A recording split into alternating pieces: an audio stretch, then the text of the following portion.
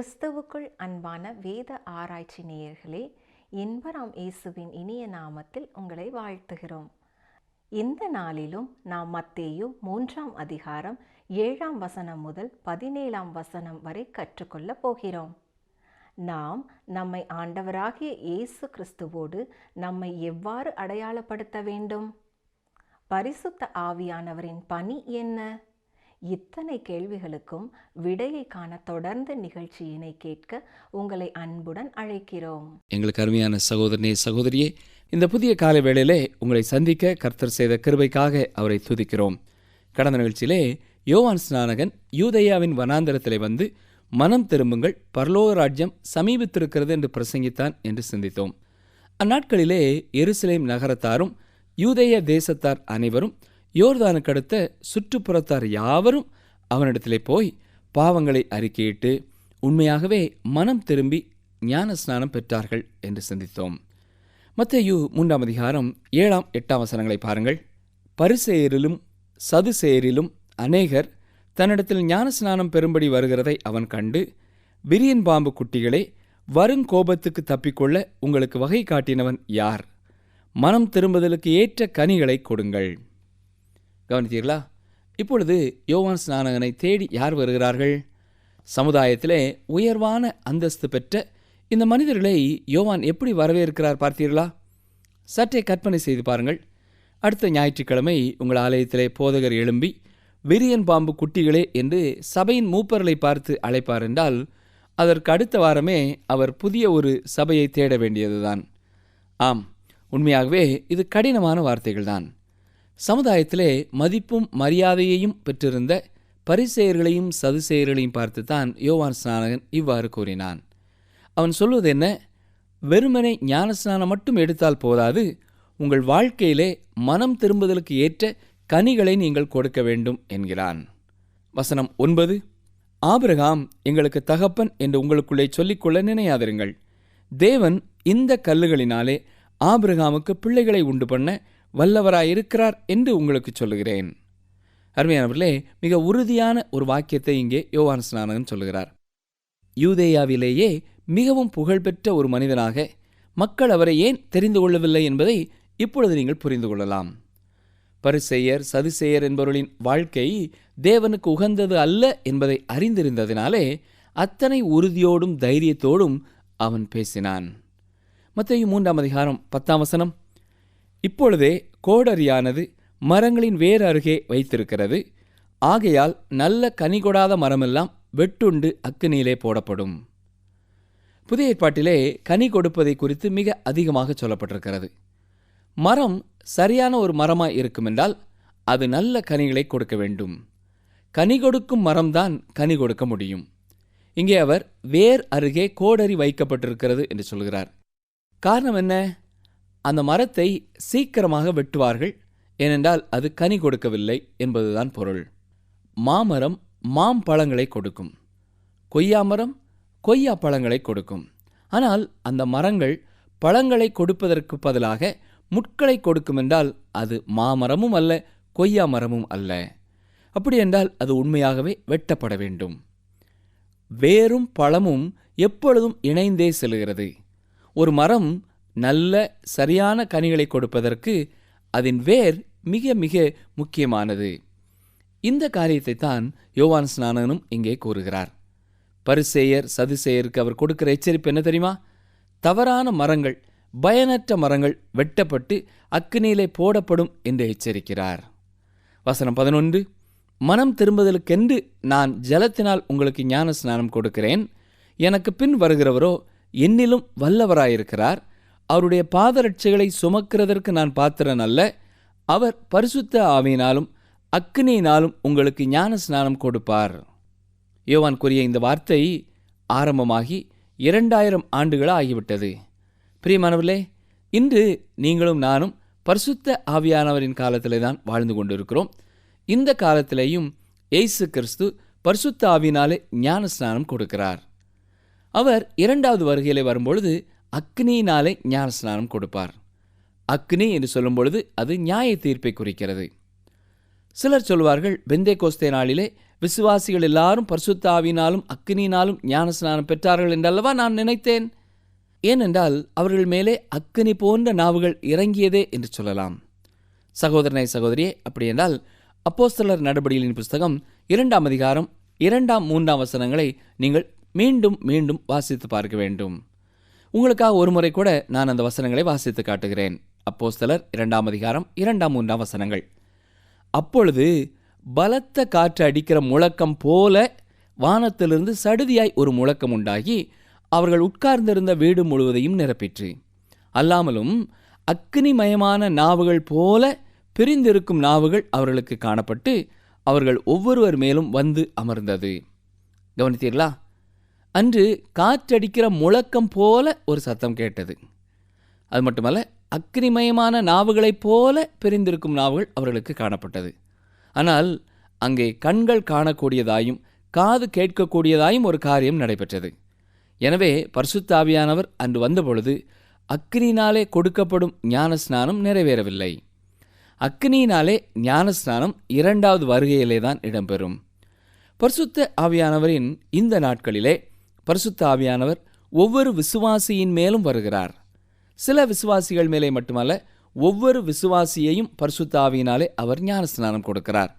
இதன் பொருள் என்னவென்றால், ஒரு விசுவாசி கிறிஸ்துவின் சரீரத்தோடு இணைக்கப்படுகிறான். இது வேத புத்தகத்திலே உள்ள மிக பெரிய சத்தியமாகும். இயேசு கிறிஸ்துவின் 2வது வருகை குறித்து மேலும் ஒரு காரியத்தை சொல்கிறார் பாருங்கள். மத்தேயு 3ஆம் அதிகாரம் 12ஆம் வசனம்.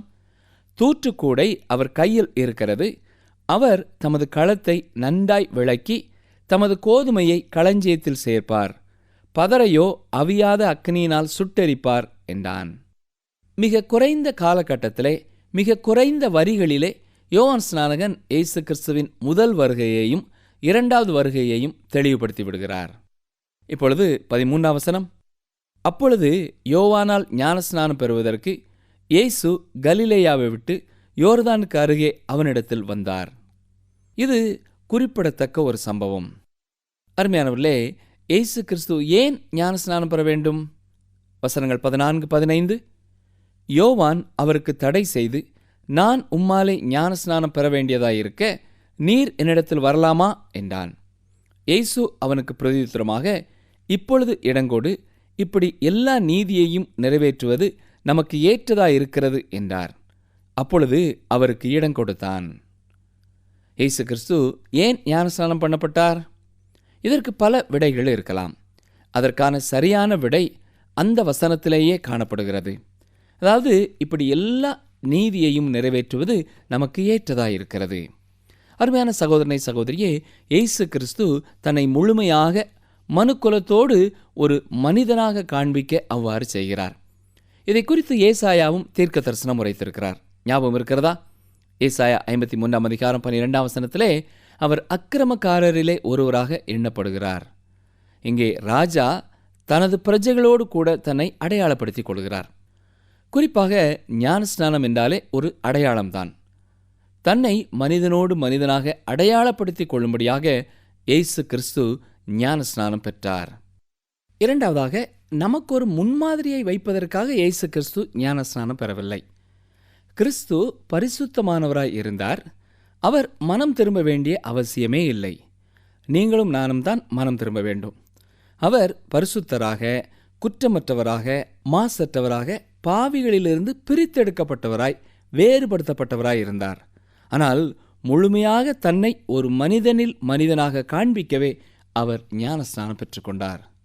சரி, இயேசு கிறிஸ்து ஞானஸ்நானம் பெற்றதற்கான 2வது காரணம் என்னவென்றால், தண்ணீரானது மரணத்திற்கு அடையாளமாயிருக்கிறது. அவருடைய மரணமே ஒரு ஞானஸ்நானம். ஞாபகம் இருக்கிறதா?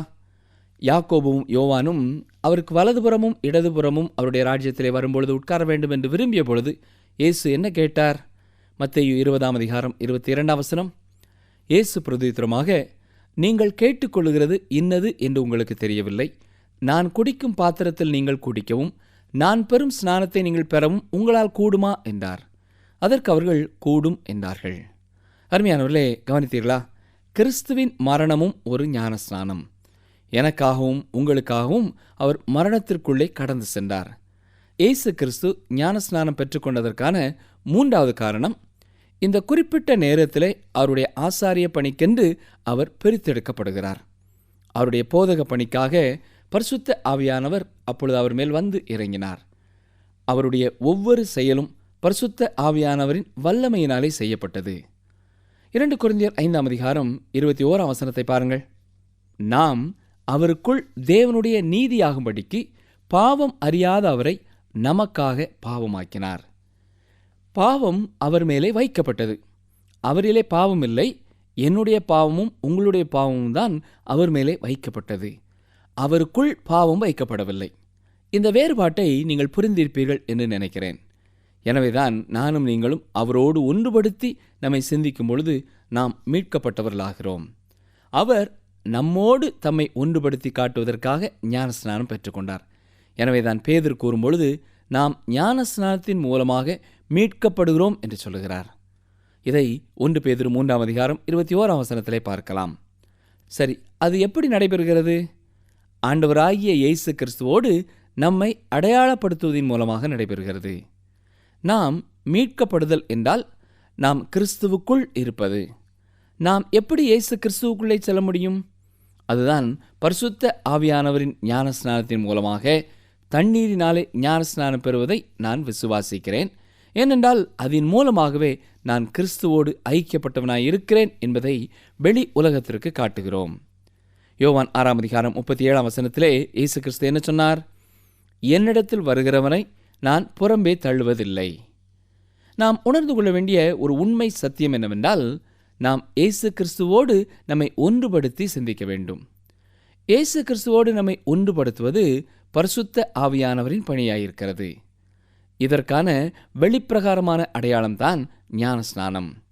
ஞானஸ்நானத்தை குறித்த வாக்குவாதங்களை எல்லாம் நாம் புறம்பே தள்ளிவிட்டு கிறிஸ்துவுக்காக நிலைத்திருப்பதை குறித்து நாம் அதிகமாய் சிந்திக்க வேண்டும். எப்படி உலகத்தை விட்டு நாம் வெளியே வந்து கிறிஸ்துவுக்காக நிலை நிற்க முடியும்? அதுதான் முக்கியம்.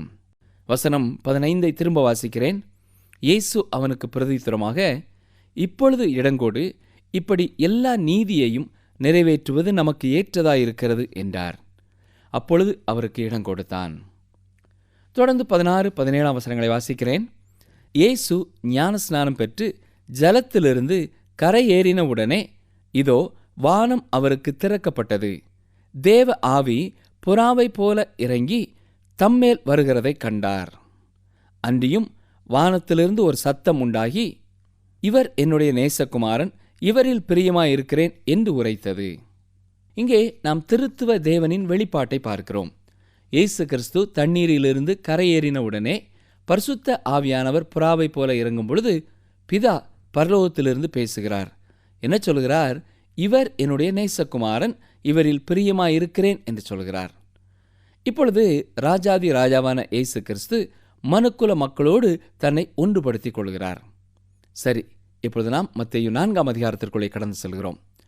வனாந்தரத்திலே இயேசு கிறிஸ்து சோதிக்கப்பட்டதை குறித்தும், கப்பர்நகூமிலே அவர் தனது பணியை ஆரம்பித்ததை குறித்தும், கலிலேயா கடற்கரையிலே 4 சீடர்களை தனக்கு பின்னாலே வரும்படி அழைப்பதை குறித்தும் பார்க்கிறோம். அருமையானவர்களே, மத்தேயு எழுதின சுவிசேஷத்திலே எப்படி அவர் தொடர்ச்சியாக இயேசு கிறிஸ்துவை குறித்து சொல்லுகிறார் என்பதை நாம் கவனிக்க வேண்டும். இயேசு பாலனாக இந்த உலகத்திலே வந்து நமக்காக பிறந்து நம்மில் ஒருவராக தன்னை அடையாளப்படுத்தி கொண்டார். உலகத்திலே வாழும் எந்த ஒரு குழந்தையைப் போலவுமே அவர் வளர்ந்தார். ஆனால் அவரிடத்திலே எந்த பாவமும் இல்லை. ஞானஸ்நானத்தின் மூலமாகவும் மனுக்குலத்தோடு தன்னை அடையாளப்படுத்திக் கொள்கிறார். அவர் நமது பாவத்தை தன்மேல் ஏற்றுக்கொண்டார். இப்பொழுது அவர் சோதிக்கப்பட போகிறார். ஏனென்றால் சில முக்கியமான கேள்விகளுக்கு விடையளிக்க வேண்டியதாயிருக்கிறது. இந்த ராஜா பரீட்சைக்கு உறுதியாய் நிற்பாரா? அதை அவர் மேற்கொள்ள முடியுமா? சோதனை என்ற வார்த்தையிலே 2 பொருள்கள் அடங்கியிருக்கிறது. முதலாவதாக, பாவம் செய்வதற்காக ஆசை காட்டுவது. அருமையான சகோதரனை சகோதரியே, பாவமான சோதனைகள் வரும்பொழுது நாம் அதற்கு ஒத்துக்கொள்வதற்கான ஒரு காரியம் நம் ஒவ்வொருவருக்குள்ளும் இருக்கிறது.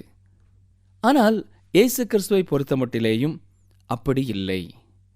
யோவான் 14:30 இயேசு சொல்லும் பொழுது, இந்த உலகத்தின் அதிபதி வருகிறான், அவனுக்கு என்னிடத்தில் ஒன்றுமில்லை என்று சொல்கிறார்.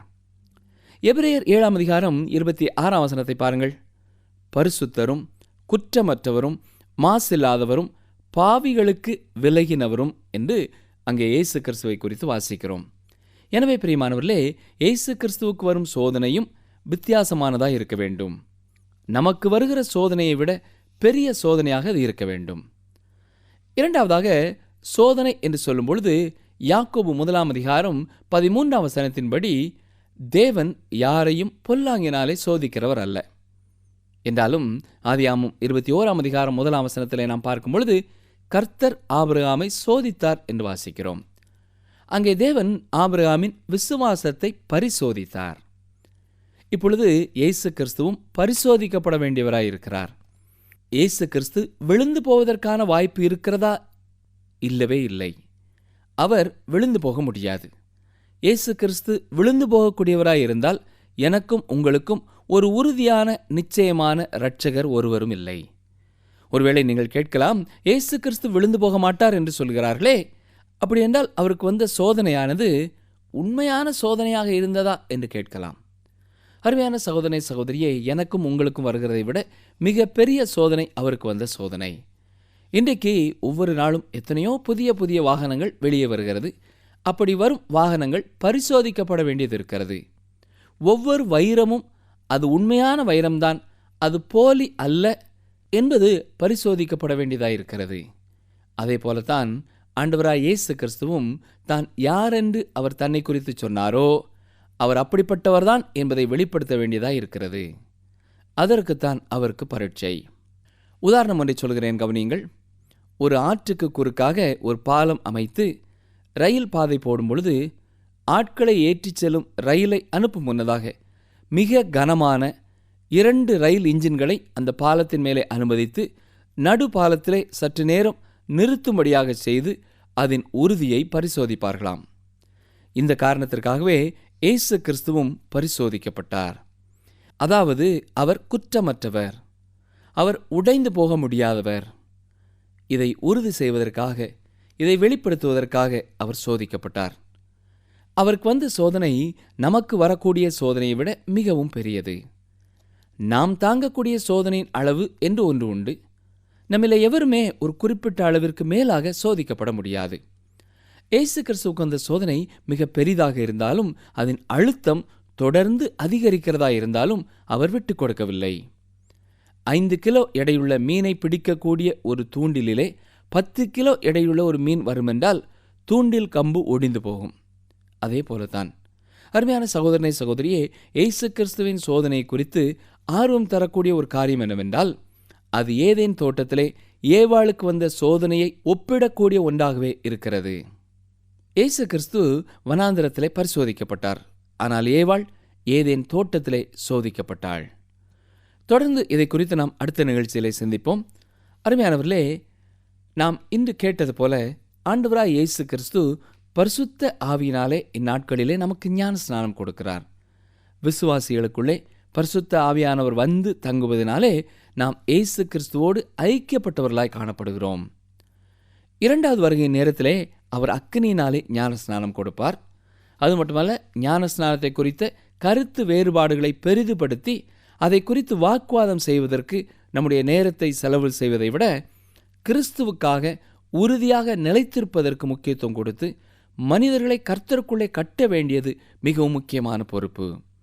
ஆண்டவராய் இயேசு கிறிஸ்து நம்மோடு கூட ஒரு மனிதனாக தம்மை அடையாளப்படுத்துவதற்காக ஞான ஸ்நானம் பெற்றார். நாமும் விசுவாசிகளாவதை உலகத்திற்கு அறிவிப்பதற்காக அடையாளமாக ஞான ஸ்நானம் பெறுகிறோம். அருமையானவர்களே, இயேசு கிறிஸ்துவுக்கும் சோதனை வந்தது. அவர் பாவமில்லாதவராயிருந்தார். அவர் சோதிக்கப்பட முடியாதவராயிருந்தார். அப்படிப்பட்ட ஒரு ராஜா அவர், வல்லமை உள்ள ராஜா அவர் என்பதை வெளிப்படுத்துவதற்காகவே அவருக்கு சோதனை வந்தது. பாவத்தினாலே சோதிக்கப்பட முடியாதவர், பரீட்சையிலே தளர்ந்து போகாதவர், நம்முடைய வாழ்க்கையிலேயும் நமக்கு வருகிற பாவ சோதனைகளிலே நாம் விழுந்து போகாமல் தேவன் நம்முடைய வாழ்க்கையிலே அனுமதிக்கும் பரீட்சைகளிலே நாம் உறுதியாக இருக்க ஆண்டவருடைய பலனை பெற்றுக்கொள்வோமா? ஜெபம் செய்வோம். எங்களை நேசிக்கிற எங்கள் அன்பின் பரமபிதாவே, மனம் திரும்புங்கள், பரலோக ராஜ்யம் சமீபித்திருக்கிறது என்ற வார்த்தைகளை உள்ளத்தின் ஆழத்திலே உணர்ந்து பாவத்தை விட்டு மனம் திரும்பி ஞானஸ்நானம் எடுக்கிற ஒவ்வொரு புதிய விசுவாசிகளான சகோதர சகோதரிகளுக்காக உமக்கு நன்றி செலுத்துகிறோம்.